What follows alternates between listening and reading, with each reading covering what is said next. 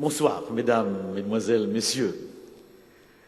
Nous posons ce soir à Dieu une troisième question, une question pertinente, une question bouleversante, une question par rapport à sa relation, lui qui est tout-puissant, qui est amour, qui est personnel, suivant notre compréhension chrétienne. Oui, ses rapports avec la souffrance, avec la mort et son cortège de souffrance. J'aborde ce sujet ce soir avec beaucoup d'humilité, sans prétention, sans arrogance, avec beaucoup de sensibilité, avec beaucoup d'empathie, car nous avons aussi été brutalement touchés par la souffrance inattendue, incompréhensible, par la mort de deux êtres très chers. Et nous savons qu'il y a dans cette salle des personnes qui souffrent moralement, qui souffrent physiquement, qui souffrent psychiquement. Essayons dans un premier temps de voir quelques approches de ce problème, car il est universel et il concerne tout le monde.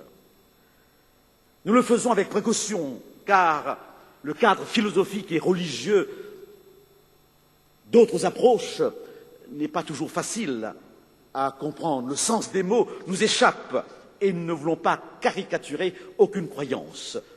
Dans l'hindouisme, vous avez deux mots clés qui expliquent ce problème de la souffrance. Le mot maya et le mot karma. Maya signifie populairement illusion. Tout ce qui est dans le monde physique est illusoire, changeant, transitoire. Le mal serait une illusion d'optique, un problème de perception causée par l'ignorance. On raconte l'histoire d'un sage hindou du nom de Shankara qui expliquait à son roi justement ce principe de maya qui signifie illusion. Et le lendemain, le roi lâcha un éléphant qui se livra à un saccage et Shankara lui-même dut escalader un arbre pour l'échapper. Alors le roi lui demanda, mais pourquoi avait-il couru ainsi, puisque l'éléphant n'était pas réel, suivant Maya. Et Shankara, pour ne pas s'avouer vaincu, répondit, ce que le roi a vu en fait est un moi non réel grimpant à un arbre non réel. Je pourrais lui dire, mais que sa réponse aussi est non réelle. En effet, même en Inde, même ceux qui croient que tout est illusion, avant de traverser une route, on regarde de gauche à droite, car le camion qui vient en face ou à côté est bien réel. Le deuxième concept, karma, très populaire et très répandu, même dans notre territoire occidental, la doctrine de karma est le fondement de tout l'édifice hindou. Toutes les religions hindoues ont maintenu cette doctrine, même le bouddhisme, qui ne se présente pas comme une religion, a adopté ce fondement. Karma signifie action, œuvre. Karma, c'est une loi implacable de débit de crédit, de rétribution morale incontournable. Chaque vie humaine est un maillon d'une chaîne de vie. Celle-ci est déterminée par les actes accomplis dans la vie précédente. Toute souffrance se présente donc tout simplement comme une dette, c'est-à-dire un compte qui doit se régler un jour ou l'autre. La souffrance est le résultat de nos fautes accomplies dans une vie précédente. Les injustices, les inégalités s'expliquent par le karma. Il faut tout simplement l'accepter. Bouddha est parti en quête de réponses existentielles, après avoir été confronté aux questions de vieillissement, de la maladie et de la mort. Sa recherche l'a amené à abandonner sa femme, son foyer et tout confort matériel. Sous un arbre appelé Bodhi, semble-t-il, il fut illuminé. Il reçut les 4 vérités suivantes. Ce sont les 4 vérités du bouddhisme. Tout est souffrance. Le désir est la cause de la souffrance. L'extinction du désir est le seul moyen d'éliminer la souffrance. Pour y arriver, il nous propose une discipline de vie, un chemin à 8 sentiers. Bouddha serait, semble-t-il, mort à 87 ans d'une indigestion. Dans l'islam, Dieu est d'une transcendance telle que l'homme n'a pas d'autre attitude que celle de la soumission totale, Face à la souffrance, on s'incline dans une acceptation sans condition. Prédestination, fatalisme caractérise l'attitude du musulman. Inch'Allah. Je voudrais ajouter une quatrième approche, celle du naturalisme, qui a parfois une couleur religieuse. La souffrance fait partie de la nature des choses. C'est la position scientifique athée. Elle existe depuis qu'existe le monde. La violence dans une lutte sans merci pour survivre marque les étapes de l'évolution. Dans un monde créé par hasard, le chaos, le désordre est dans la normalité des choses. Du moins, devrait l'être. Reconnaître le mal serait en même temps reconnaître le bien pour le naturaliste athée. Ces deux catégories sont étrangères à sa vision. Écoutez cette explication d'un des champions de cette approche. Dans un univers de force physique aveugle et de reproduction génétique, certains individus seront blessés, d'autres auront de la chance, mais on ne pourra découvrir dans cette réalité ni rime, ni raison, ni injustice. L'univers que nous observons présente précisément les propriétés que nous devrions attendre si, au fond, il n'existe ni dessein, ni but, ni mal, ni bien. Rien qu'une indifférence aveugle et impitoyable. L'ADN ne sait pas non plus et ne se soucie de rien. L'ADN existe tout simplement et nous dansons au son de sa musique. Pourquoi parlons-nous de scandale de la souffrance? Le mot scandale signifie tout simplement pierre d'achoppement, obstacle. Pourquoi, lorsque nous réfléchissons à ce problème dans le cadre chrétien, parlons-nous de scandale? David Hume, philosophe écossais, sceptique du XVIIIe siècle, résume ainsi: l'obstacle majeur, dit-il, à la foi en l'existence d'un Dieu. Si un étranger devait soudain faire irruption dans notre monde, je lui montrerai, comme spécimen de ces mots, un hôpital rempli de malades, une prison pleine de malfaiteurs et des gens endettés, un champ de bataille jonché de cadavres, une flotte coulée dans l'océan, une nation languissante sous la tyrannie, un peuple décimé par la famine ou la peste. Honnêtement, je ne vois pas comment vous pouvez parler d'un Dieu d'amour qui accomplit son plan. D'une manière générale, la souffrance des enfants nous atteint directement au cœur. Les images de Beslan sont sûrement encore dans notre souvenir. Et Dostoïevski, dans son roman Les Frères Karamazov, fait dire justement à Ivan Karamazov, son personnage principal: je ne parle pas des souffrances des adultes. Ceux-là ont mangé la pomme, que le diable les emporte tous. Mais les enfants, les innocents où il n'y a rien à punir. Albert Camus va dans le même sens lorsqu'il dit: comment pourrais-je chanter les louanges de l'auteur d'une création dans laquelle tant d'enfants innocents sont immolés? Ces réflexions sont pertinentes. Et le chrétien se pose aussi les questions dans cette optique, dans ce cadre, dans cette perspective. D'une manière très simple, le chrétien qui croit en un Dieu d'amour, un Dieu puissant, un Dieu personnel, se demande aussi: si tu peux, si tu veux, pourquoi ne le fais-tu pas? Si tu aimes, comment peux-tu l'accepter, le supporter sans intervenir immédiatement? Je vous fais remarquer que si vous lisez le texte biblique, vous verrez combien les prophètes eux-mêmes ont été tenaillés, perturbés par ce problème. Je pense au prophète Habakkuk qui, dans un de ses textes, dit ceci: « Jusque à quand, Seigneur, vais-je t'appeler au secours sans que tu ne m'écoutes, et vais-je crier à la violence sans que tu nous en délivres? Pourquoi me fais-tu tant d'injustice? Comment peux-tu accepter d'être spectateur du malheur ?» D'une manière générale, le sentiment qu'un père devrait avoir pour ses enfants, nous sommes tous d'accord qu'un père devrait avoir pour ses enfants un sentiment, une attention plus grande que pour ceux qui ne le sont pas ou qui ne le reconnaissent pas comme étant le père légitime. Et Job, dans cette optique, se révolte. Job est un livre passionnant pour ce problème de la souffrance. Et il demande à Dieu, et il dit: regardez-moi, soyez étonnés, quand j'y pense, cela m'épouvante.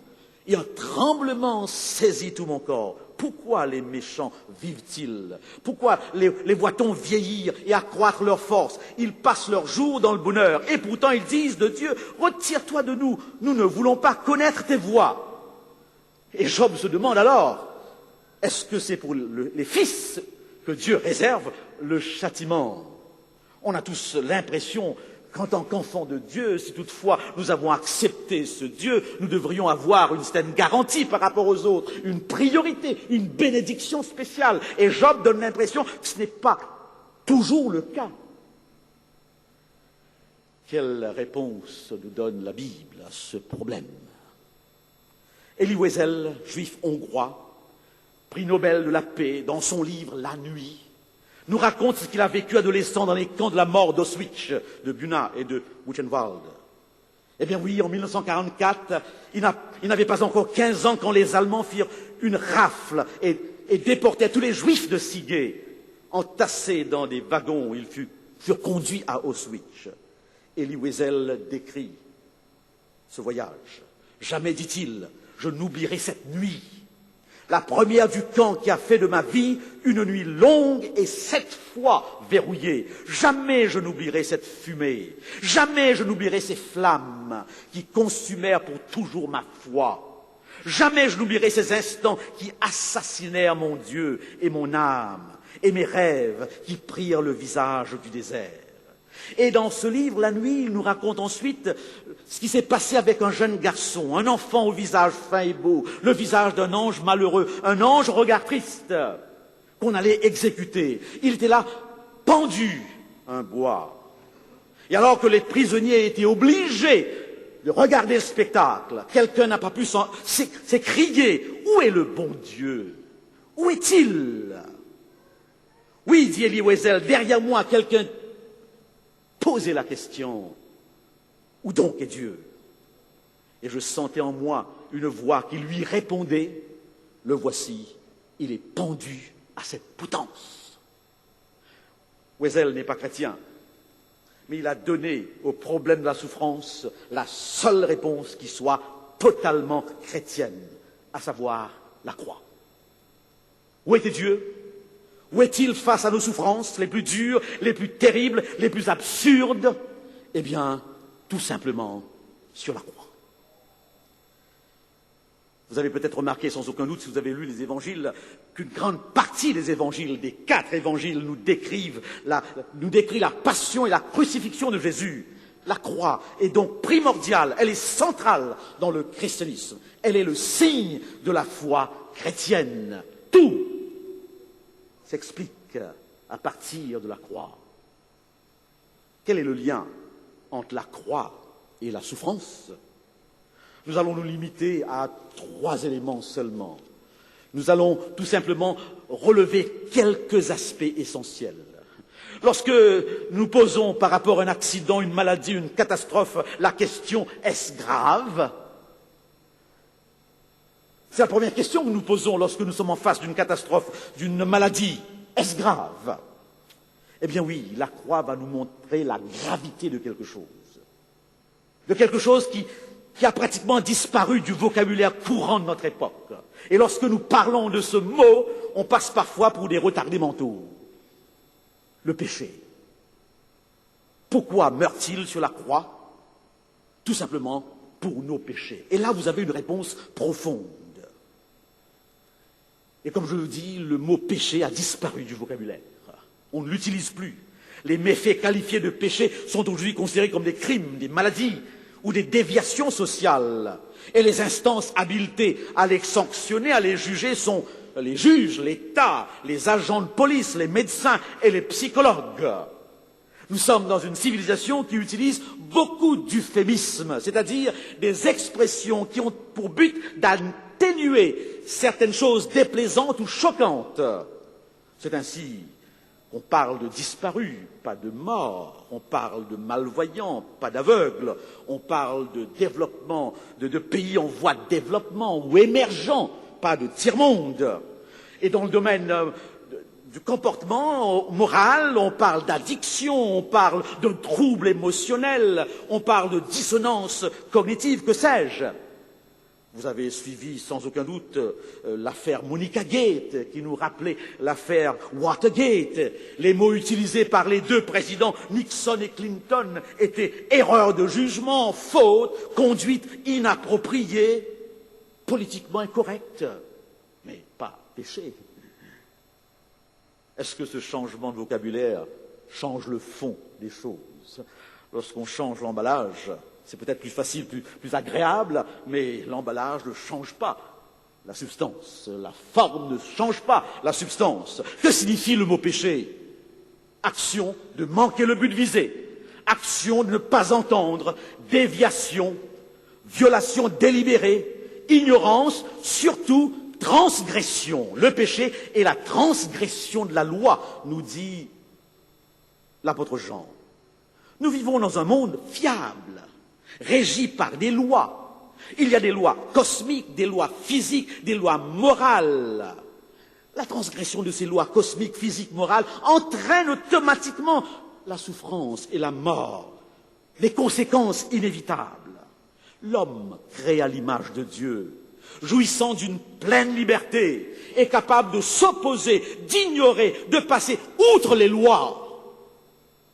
C'est cette liberté qui fait la grandeur de l'homme, qui fait sa différence avec l'animal, mais cette liberté qui fait aussi son malheur. Le livre de la Genèse, qui est le livre des commencements, nous raconte justement au chapitre 3 l'entrée de ce phénomène appelé péché dans le monde, qui atteint l'homme dans tout son être et ses relations avec son environnement. Un élément qui l'insensibilise, un élément qui lui enlève toutes les sensations, tous les symptômes qui pourraient lui envoyer des lumières par rapport à son corps, par rapport à son environnement. Et lorsque l'apôtre Paul dit « tous ont péché », il fait du péché une condition universelle de notre civilisation. Est-ce que ce n'est pas un constat d'expérience, un constat quotidien? Le grand psychiatre Freud n'a pas dit « il y a un malaise dans cette civilisation ». Shakespeare, dans Hamlet, donne à son personnage cette phrase « il y a quelque chose de pourri dans le royaume du Danemark ». Il y a une anomalie, il y a un malaise au fond du cœur de l'homme, dans la civilisation humaine. Un célèbre journal de Londres posait un jour la question suivante « qu'est-ce qui ne va pas dans le monde ?» Et J.K. Chesterton, écrivain et journaliste, répondait le lendemain « moi ». Tout simplement. J'aime bien cette déclaration qui va nous conduire maintenant à un deuxième élément par rapport à ce problème de la souffrance. Nous savons en effet, si quelque chose, excusez-moi, donc le texte que nous trouvons, toutes mes excuses, ce n'est pas la science qui m'a conduit à mettre en doute le dessein de Dieu, c'est l'état du monde. Ce sont les luttes interminables et pitoyables des gens pour leur survie. C'est la faillite de nos idéalismes devant la force brutale et le chaos. C'est le sentiment qu'une force démoniaque agit au cœur des choses contre nous. Le fait que quelque chose est radicalement faussé dans la constitution de l'univers. Cette perversion anéantit tous les espoirs de l'homme, tue ses rêves et conduit son optimisme pathétique au désastre. Un projet cohérent, regardez le monde, il dissipe toute illusion à ce sujet. Oui, dit cet auteur, c'est le sentiment qu'une force démoniaque agit au cœur des choses. Et là, nous avons un deuxième élément. Dieu face à Satan. Oui, j'emploie bien le mot Satan. Et dans la parole de Dieu, c'est un être. Il est identifié. Ce n'est pas une conception abstraite. Il est le père du mensonge et de toutes les violences. Il est l'auteur du mal qui n'est pas une réalité abstraite. C'est une réalité extérieure à nous et aussi en nous. Vous avez peut-être vu le film de Mel Gibson. À l'arrière-scène de toutes les étapes de la passion du Christ, on voit Satan. Il tient les ficelles. La croix est le lieu de l'expression la plus explosive de la puissance diabolique. Et j'aurais tendance à croire que même que dans notre société sécularisée, il y a ce sentiment que certaines choses échappent au contrôle humain. Il y a des forces qui sont au-delà des forces humaines. Le 24 juin, Isabelle Adjani mettait fin par voie de presse à 2 ans de vie commune avec le musicien Michel Jarre, vous le savez. Elle dira à un journaliste qui lui posait des questions: j'ai découvert sa liaison avec une actrice grâce à des preuves sans appel qui m'ont absolument sidéré. À la question jusqu'où l'infidélité est-elle pardonnable, l'actrice répond: l'erreur est humaine et donc pardonnable. Là où ça ne va plus, c'est quand l'erreur est inhumaine. Lorsque l'erreur échappe au contrôle de l'humain. Et mesdames et messieurs, chers amis, il y a bien des situations où nous avons nettement l'impression que l'erreur vient d'un ailleurs, d'une autre force. Le 11 septembre 2001, nous avons vu le visage du mal, s'écrièrent des journalistes. Et le lendemain étaient étalés dans les journaux les visages de 17 hommes comme vous et moi, des visages ordinaires qu'on rencontre chaque jour dans n'importe quelle rue. Comment expliquer cela? J'ai entre les mains un des derniers numéros de la revue Manière de voir. Ce numéro retrace l'expérience, ou si vous voulez, tous les génocides de notre siècle. Et là, dans le premier article, je relève ces 2 déclarations d'Ignacio Ramonet. On put un instant penser qu'avec l'évolution des mœurs et les progrès du droit, habeas corpus, prohibition de la torture, déclaration des droits de l'homme et du citoyen, abolition de l'esclavage, convention de Genève, la première fut signée en 1864, ces pratiques d'extermination cesseraient. Il n'en fut rien. Et des historiens ont même pu qualifier le XXe siècle de siècle des génocides. Et un peu plus loin, tuer, exterminer, anéantir, telles sont les pratiques ordinaires de l'être humain lorsqu'il est saisi par le démon du racisme, de l'antisémitisme, de la haine de l'autre. Est-ce l'unique leçon de l'histoire? Quelle histoire dramatique, quel cauchemar. Comme le dit Jean-Claude Barrot dans son petit livre « Où est le mal ?» sans Satan, il est bien difficile de rendre compte de certains aspects du mal, de certains abîmes de la bêtise et de l'horreur. Il y a au fond du cœur humain un problème. L'axe du mal est très souvent là. Pouvez-vous m'expliquer ce qui empêche une nation aussi riche que les États-Unis de trouver un abri pour ses pauvres?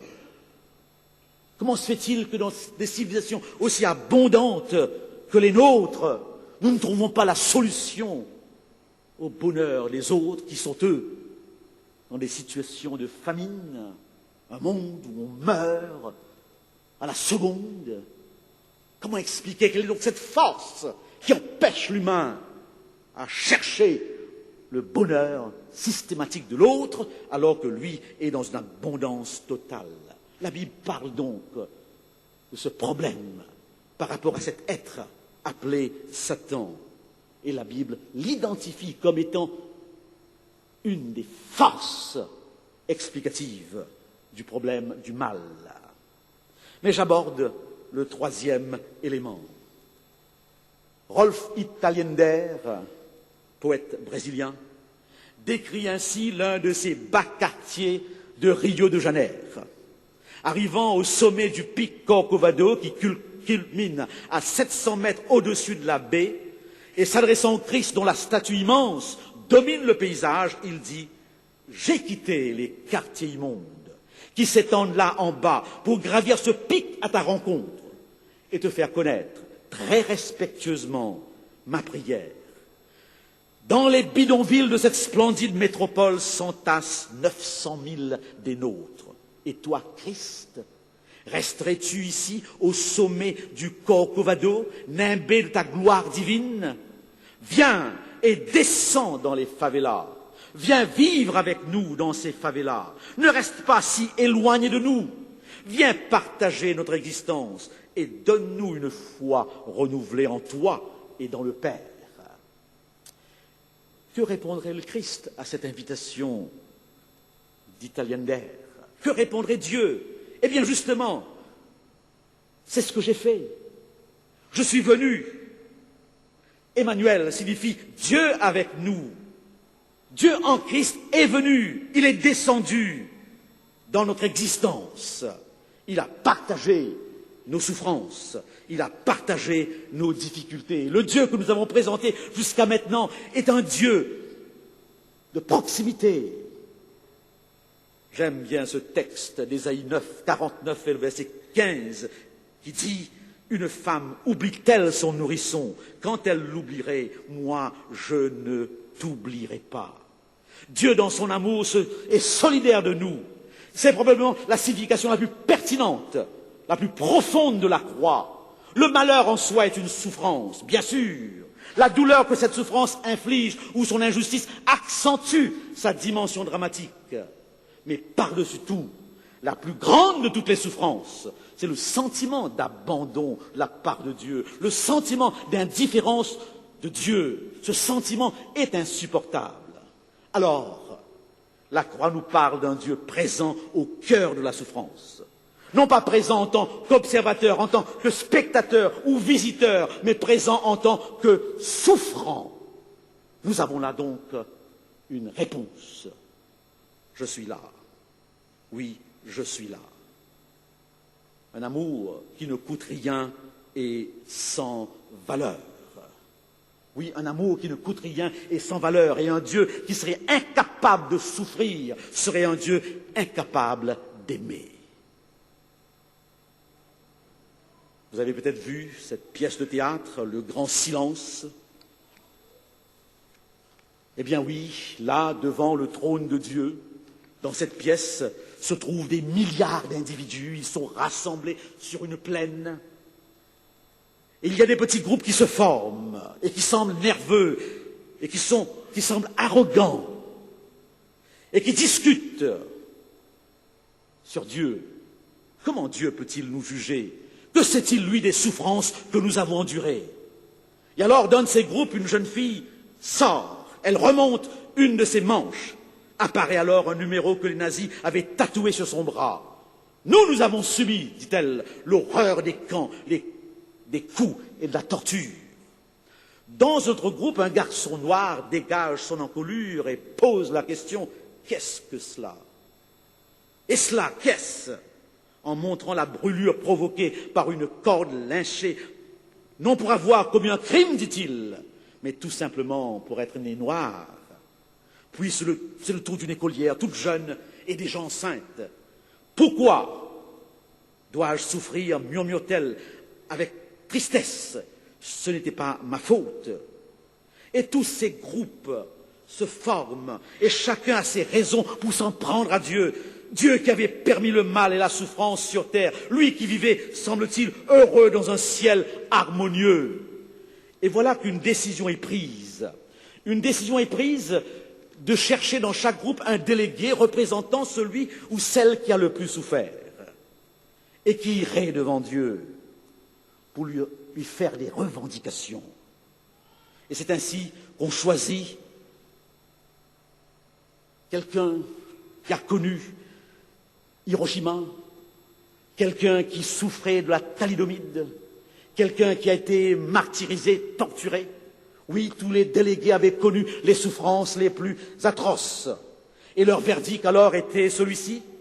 Pour que Dieu soit reconnu comme juge qualifié pour juger leur cause, il fallait qu'ils subissent toutes les épreuves qu'ils avaient endurées eux-mêmes.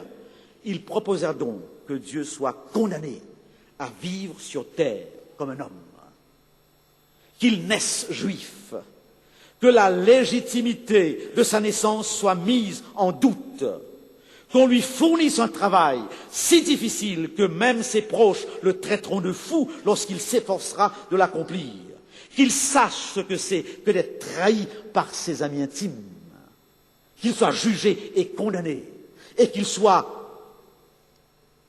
tué de la façon la plus abominable, de la façon la plus atroce.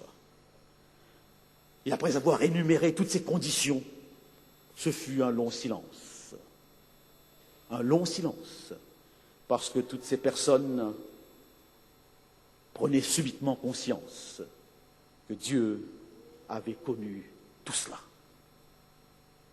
Voilà donc 3 éléments de réponse. Et cette dernière est la réponse chrétienne.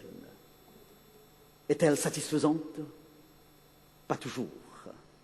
Émotionnellement, elle est parfois dérangeante. On voudrait tellement que les choses s'arrangent le plus vite possible, dans l'immédiat. Intellectuellement, elle a un sens. Mais nous devons reconnaître que cette approche, malgré tout, nous permet de comprendre que dans cette souffrance, dans nos souffrances, ce Dieu nous accompagne. S'il ne répond pas immédiatement, au moins, nous sommes sûrs et certains qu'il comprend parce qu'il a souffert avec nous. Mesdames et messieurs, chers amis, le message de la croix, c'est le message de l'amour inconditionnel. C'est le message de l'amour qui se sacrifie, de l'amour qui se donne. Si seulement nous puissions tous, aussitôt que nous acceptons ce message, si toutefois nous l'acceptons, répandre autour de nous cet amour, peut-être qu'on soulagerait un peu la souffrance humaine, celle qui frappe notre entourage. Quand les hommes vivront d'amour, ce sera la paix sur la terre. Les soldats seront troubadours, mais nous serons morts, mon frère. Dans la grande chaîne de la vie, où il fallait que nous passions, où il fallait que nous soyons, nous avions la mauvaise partie.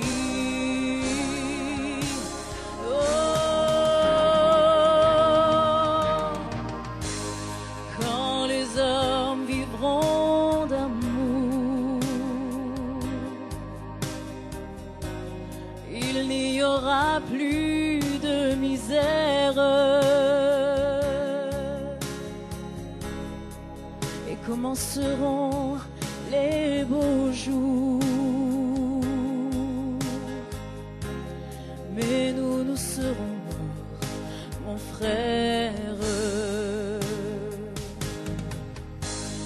Quand les hommes vivront d'amour, il n'y aura plus de misère, alors songeront-ils un jour à nous qui serons morts, mon frère. Dans la grande chaîne de la vie, où il fallait que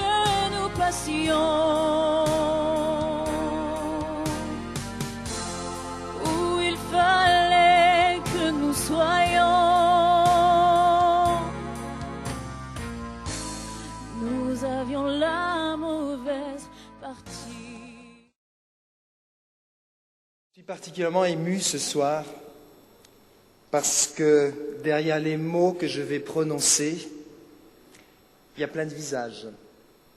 Plein d'expériences de vie, plein de malades que j'ai accompagnés, puisque c'est là mon ministère, des malades que j'ai accompagnés dans leur souffrance, souffrance physique, souffrance morale, des personnes que j'ai accompagnées jusqu'à leur dernier souffle aussi.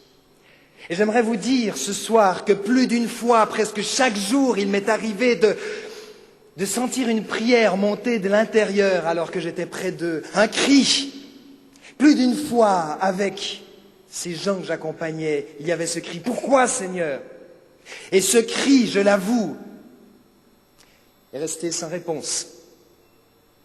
Je dois vous avouer que plus d'une fois j'ai entendu aussi ce cri commencer à gronder, d'abord timidement de la gorge de ces gens que j'accompagnais, ce cri qui petit à petit s'est transformé en dit mais pourquoi moi?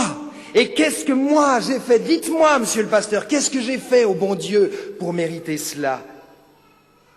Comme si le poids de la souffrance n'était pas suffisant et qu'il fallait encore lui rajouter le poids de la culpabilité. Qu'est-ce que j'ai fait au bon Dieu? Je crois qu'il est temps une fois pour toutes que l'on balaie ces clichés qui n'ont rien à voir avec le Dieu de la Bible, le Dieu que j'ai rencontré en Jésus-Christ. Comme s'il y avait un quelconque projet pédagogique dans la souffrance, dans la maladie et la mort. Je ne veux pas trouver du sens à la souffrance comme cela. Non, ça serait machiavélique. Et d'ailleurs, Jacques, frère de Jésus, a écrit ceci. Que personne, lorsqu'il est mis à l'épreuve, ne dise « c'est Dieu qui me met à l'épreuve », car Dieu ne peut être mis à l'épreuve par le mal et lui-même ne met personne à l'épreuve. Oui, le mal frappe à l'aveugle, et surtout pas par volonté divine, et encore moins parce que l'on a attiré cette souffrance ou ce mal par une culpabilité quelconque. D'ailleurs, parce que cette conception, elle était là du temps de Jésus, on l'a interpellé sur cette question, et Jésus a été très clair, et il a lancé un jour avec une forme de pointe d'agacement, évoquant un événement qui s'est passé à l'époque, une tour, tiens donc, une tour qui s'est effondrée et qui a tué des personnes. Jésus a dit, et ces 18 personnes sur qui est tombée la tour de Siloé et qu'elle a tuées, croyez-vous qu'elles étaient plus coupables que tous les autres habitants? Non, vous dis-je. Jésus est clair. Carl Johnson a bien démontré que la souffrance est la conséquence d'une terrible rupture collective avec le maître de la vie. Oui, la souffrance en général est conséquence d'un péché en général. Mais quand on parle de la souffrance en particulier, dans la réalité, terrible réalité de l'individu, alors ça coince. Et c'est là que toutes les grandes démonstrations, qu'elles soient philosophiques, qu'elles soient théologiques, quand on passe par ces moments de souffrance, on n'en a que faire. J'ai appris, en accompagnant ceux qui sont dans la souffrance, qu'il vaut bien mieux se taire. Se taire, mais par contre être là. Manifester cette présence aimante, accompagnante. Plus que jamais, celui qui souffre a besoin de se sentir rejoint, de se sentir accompagné, de se sentir aimé, d'être rejoint au cœur même de sa souffrance. Et le poète Paul Claudel a dit ceci. Dieu n'est pas venu supprimer la souffrance. Il n'est même pas venu pour l'expliquer, il est venu pour la remplir de sa présence. Oui, nous l'avons dit, Dieu en Jésus prend tout le mal sur la figure. Lui aussi est anéanti, lui aussi est abattu, lui aussi est mourant comme nous, en hurlant un terrible pourquoi qui est resté sans réponse. Et là, dans ce crucifié contorsionné, humilié, hurlant de douleur, seul, terriblement seul, Dieu nous a rejoints, nous l'avons dit. N'est-ce pas ce qu'il avait de mieux à faire face à un souffrant?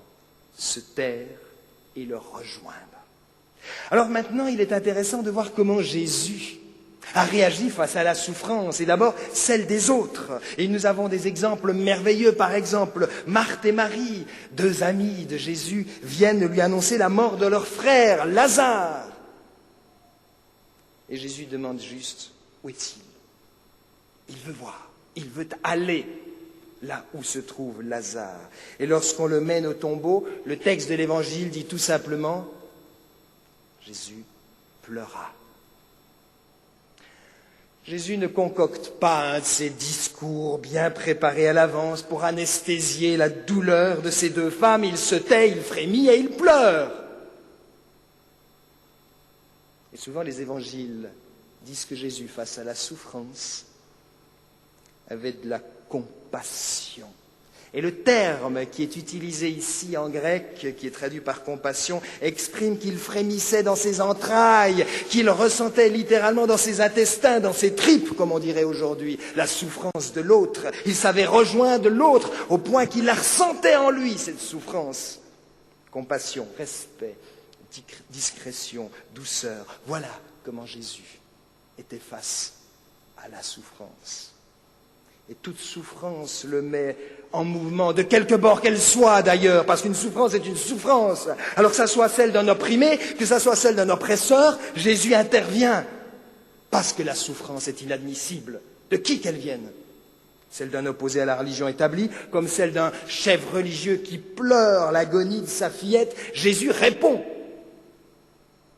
Parce que dans la mort et la souffrance, on se retrouve tous dans notre humanité. La mort et la souffrance n'ont pas de frontières et la compassion de Jésus non plus. Il est intéressant aussi de voir comment Jésus réagit face à sa propre souffrance. Parce que c'est une chose que d'accompagner un souffrant quand nous allons bien. Mais qu'en est-il lorsqu'on est confronté à cette heure de vérité qu'est notre propre souffrance ou notre propre agonie? Comment Jésus a-t-il vécu ce grand plongeon? Eh bien, il est mort comme un homme, et non pas comme un Dieu. Non, Jésus, face à la mort, n'a pas dit, comme le prétendait une fillette lors d'un cours de Bible, à qui l'on avait posé la question, quelles étaient les dernières paroles de Jésus avant de mourir? Elle a dit, oh, moi je sais. Il a dit, moi je m'en fiche, dans 3 jours je ressuscite. Non, Jésus n'a pas dit cela. Non, Jésus n'a pas été à la mort avec une rose entre les dents.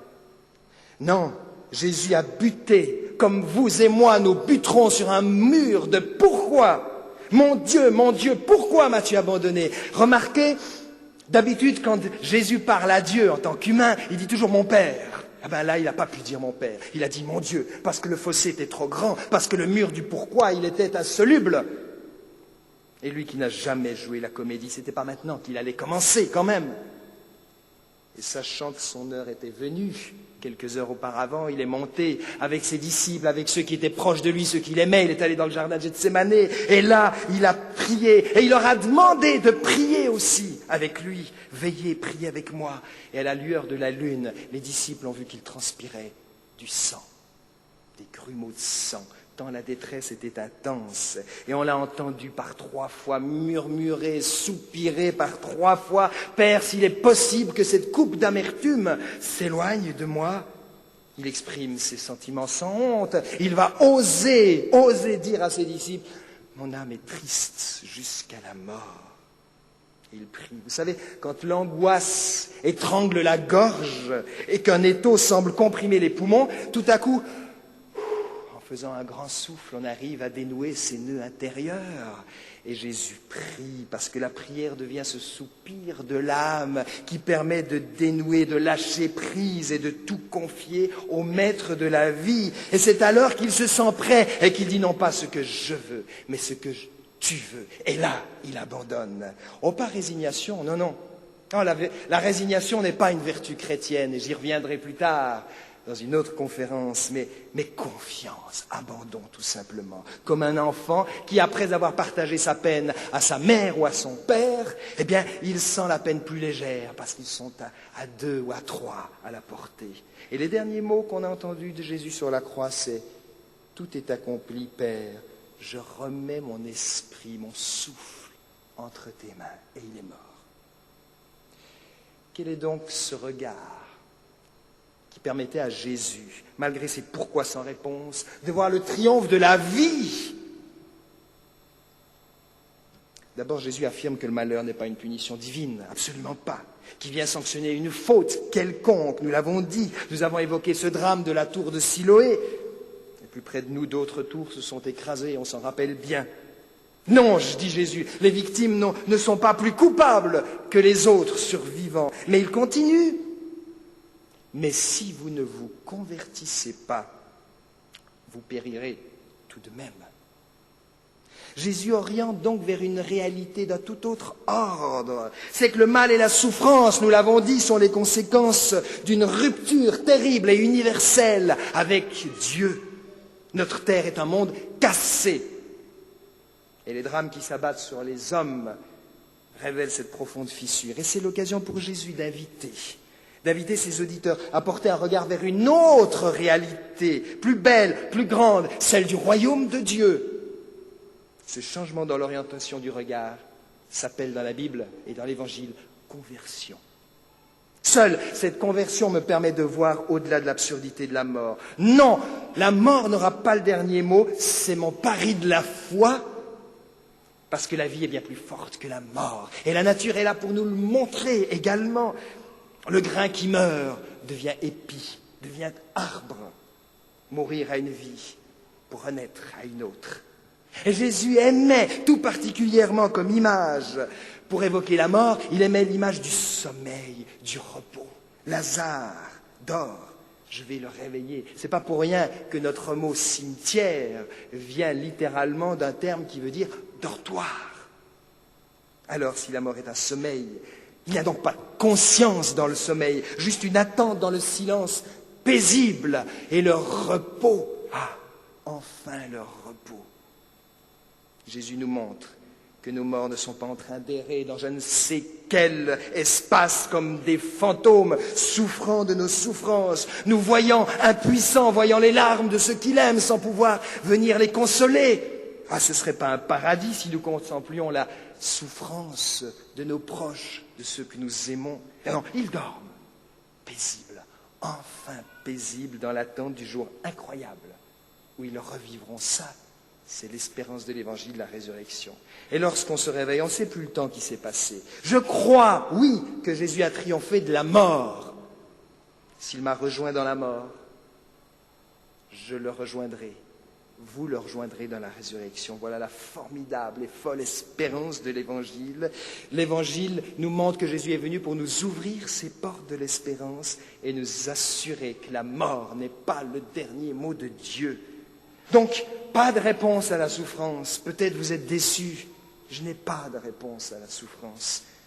Mais j'ai une formidable ouverture au travers de la résurrection donnée en Jésus-Christ. Et l'apôtre Jean a eu des révélations stupéfiantes alors qu'il était en prison à Patmos, qu'il a consigné dans un livre mystérieux qui s'appelle l'Apocalypse, livre des révélations. Et il dit ceci: Dieu essuiera toute larme de leurs yeux. Il n'y aura plus de mort, il n'y aura plus de deuil, ni lamentation, ni douleur. Les choses anciennes auront disparu. Et à Marthe et Marie, éplorées par la mort de leur frère, Jésus a dit: Je suis la résurrection et la vie. Celui qui croit en moi vivra même s'il meurt.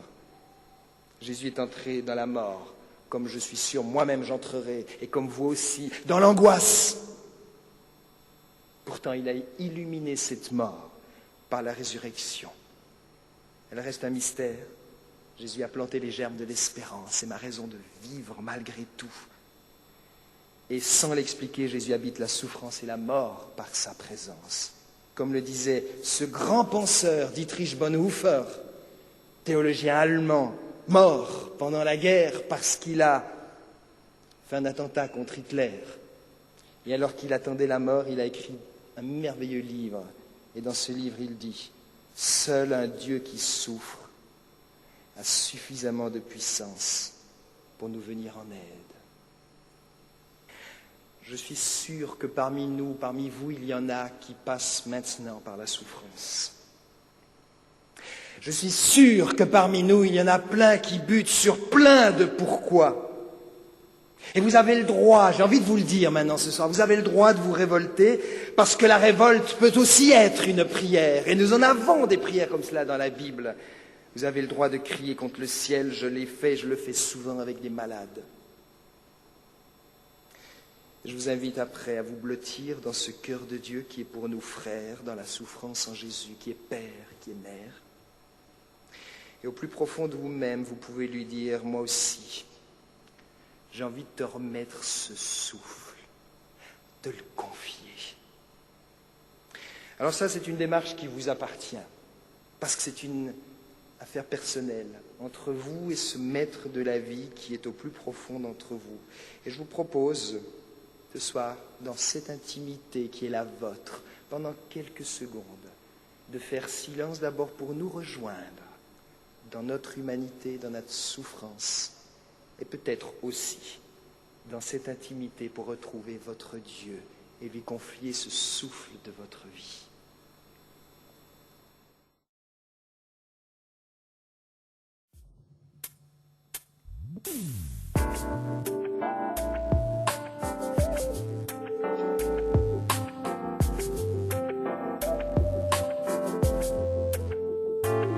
Chaque jour nous voulons mener de nombreux combats, des combats, des luttes contre les hommes, la chair et le sang. Mais nous devons lutter contre les esprits, les puissances, car c'est écrit, c'est écrit.